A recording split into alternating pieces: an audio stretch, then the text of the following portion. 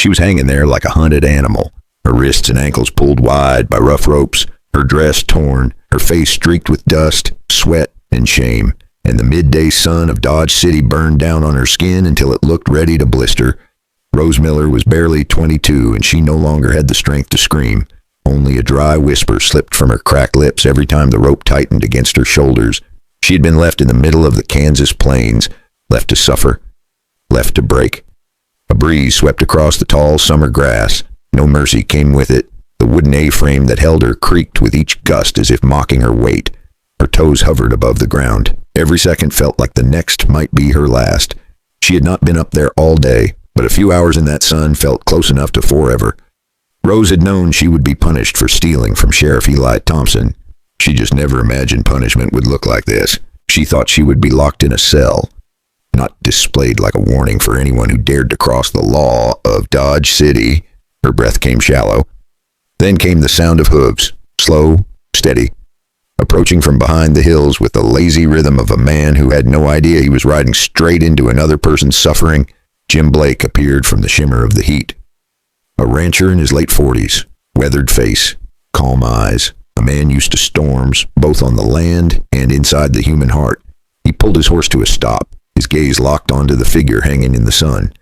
Shock flashed through his eyes, then anger, then something far quieter, something like pity. He stepped closer. Rose lifted her head with the little strength she had left. She thought he was here to finish what Sheriff Thompson started. Her voice trembled like something already half dead. Don't do this, she whispered. Jim froze, not because of the words, but because of the way she said them, as if she had already accepted that mercy didn't exist for someone like her. He reached for the ropes. She flinched. He didn't stop. He studied every knot, every bruise, every wound her body carried. And in that moment, Jim Blake knew one thing with absolute clarity. Whatever crime this girl had committed, nothing could justify this. His hand tightened on the handle of his knife. The plains were silent. The sun burned hotter, and Rose Miller hung between life and death, while a rancher she had never met made a choice that would change both of their lives forever. If Jim Blake cuts her down, will the law come for him next and erase them both before the truth ever sees daylight? The knife flashed once in the sun. Then Jim Blake cut the rope. Rose dropped like a sack of grain. He caught her halfway. Her weight slammed into his chest. She gasped, air tearing into her lungs like fire. Her legs would not hold her at all. If he had come 5 minutes later, she might already have been gone. Jim slid an arm behind her back, another under her knees. She was light, too light for a girl her age. He lifted her like he would a hurt calf and carried her away from that cursed A-frame. He set her down in the shade of a scrubby tree for a while, gave her water and slow sips, and waited until her eyes could focus again before he even thought about putting her on a horse. Up close, she didn't look like a monster, just a scared kid with a stubborn jaw and eyes that refused to stay closed. Her lips trembled. "I stole from him," she whispered. "From Sheriff Thompson. I went into his office, opened his safe, took his money." Jim didn't say anything for a moment. Her confession sat in his gut like a stone. So she really was a thief. The sheriff had not lied about that part. He set her gently in the saddle, then swung up behind her so she would not fall. Her head rested against his shoulders. The horse started moving. He could feel every shiver that ran through her. "You know he had every right to put you in a cell," Jim said quietly. "A cell?" she answered, voice rough. "Not a rope in the middle of the prairie. That shut him up for a good long while." They followed the Arkansas River, the water glinting beside them. Jim kept his eyes on the trail, but his mind was a storm. He respected the law. This land turned wild without it, yet what he had just seen didn't feel like law. It felt like cruelty dressed up as justice. By the time they reached the low hills where his ranch sat, the sun was dipping. The small house came into view, one porch, one chimney. Smoke curling lazy from the top. Jim carried Rose inside and laid her on his own bed. He poured water in a basin, tore an old shirt into strips, and started cleaning the rope burns on her wrists. She winced but didn't pull away. "Tomorrow I will take you in," he said finally. "You stole. You answer for that." But inside a courtroom, not hanging like a trophy. Rose stared at the ceiling. There was something else pressing behind her eyes, something darker than simple theft. But she swallowed it down. Why tell this man that she had seen Sheriff Thompson do something far worse than anything she had done herself? For tonight, she would just be a thief who got lucky. Jim would just be a rancher who could not walk past suffering. Outside, the Kansas sky turned red and gold, and somewhere far off, a lone rider started asking questions about the girl who had gone missing from his rope. When that rider reaches this ranch, whose side will Jim Blake stand on? Morning on the Blake ranch started quiet. Too quiet for what was coming. Jim was up before the sun, like always. He fed the horses, checked the water trough, tried very hard not to look at the bedroom door where Rose was sleeping in his bed while he took the old cot by the stove. He told himself this was simple. He would take her back into town. He would stand beside her in front of the judge. The law would do what the law was meant to do. No more ropes in the middle of the prairie. That neat little plan lasted right up until he heard horses coming fast up the lane. Not a wagon, not a neighbor. 3 riders, one hard thudding rhythm. Jim stepped out on the porch, wiping his hands on his trousers. Sheriff Eli Thompson reined in at the gate with 2 deputies behind him, dust rolling up around all 3 horses. Those sharp little eyes took in the house, the barn, the tracks. Then they settled on Jim. "Morning, Blake," the sheriff smiled, but it never reached his eyes. "Seems somebody cut down my thief."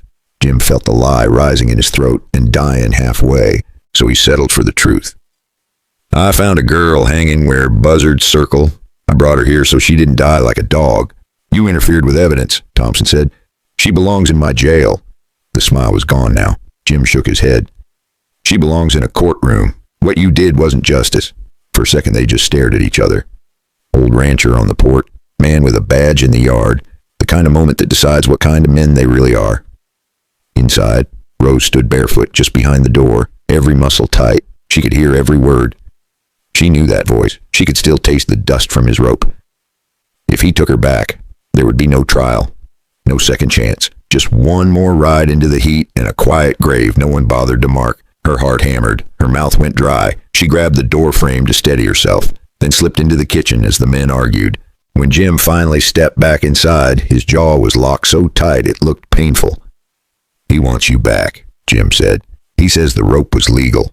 Word was already running through Dodge City that Jim Blake had cut down the thief.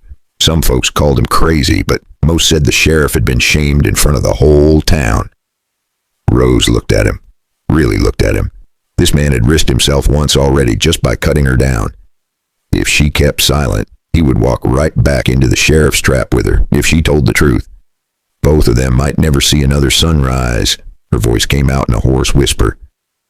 "Jim, I did steal, but I stole the wrong thing. I took money that was never his to keep. And I saw what he did to the man it belonged to." Jim stared at her.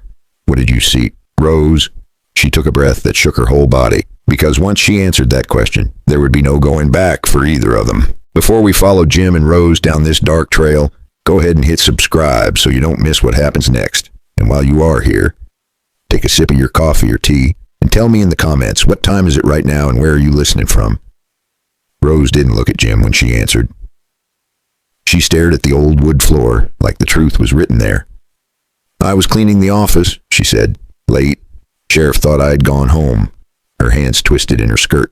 "I heard a man come in," she said. "Not Army.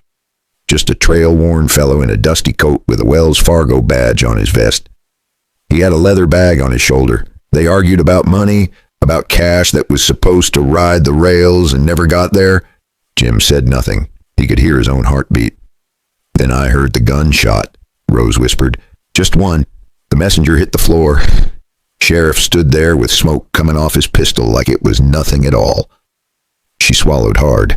"He wrapped the body in a tarp, loaded it in a wagon, and drove out past the last houses, down by a cut bank on the Arkansas River where folks don't go much anymore. That leather bag ended up in his safe. Same bag I stole from. I thought I was just robbing a greedy man. Turns out I stole from a grave." Silence settled thick in the room. Jim had seen bad men in his life. Cattle thieves, drifters, but a lawman killing a messenger for money, then hanging a girl to cover it. That sat different. "If we stay here," Rose said, "he will come back with a rope and a story. And only one of those will be true." Jim rubbed his face, then looked toward the window where the sheriff had ridden in. "Fort Dodge," he said quietly. Soldiers there know the railroad men. They will care if a Wells Fargo bag goes missing, and the sheriff doesn't own their ear. By sundown, they were in the saddle. Jim tied a small bedroll behind his horse, tucked the stolen pay bag deep under his coat, and helped Rose up in front of him. She still moved like every step hurt, but her voice was steady. "If we do this, there is no going back," she said. "There was no going back the moment I cut you down," he answered. They followed the Arkansas River again, this time not at a walk, but at a hard, urgent run.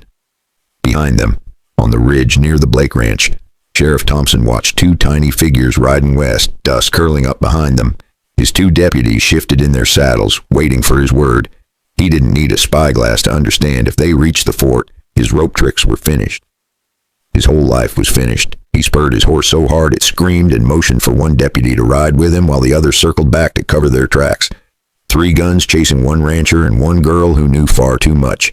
Night began to fall as Jim and Rose saw the first lanterns of Fort Dodge in the distance. Hoofbeats thundered closer behind them.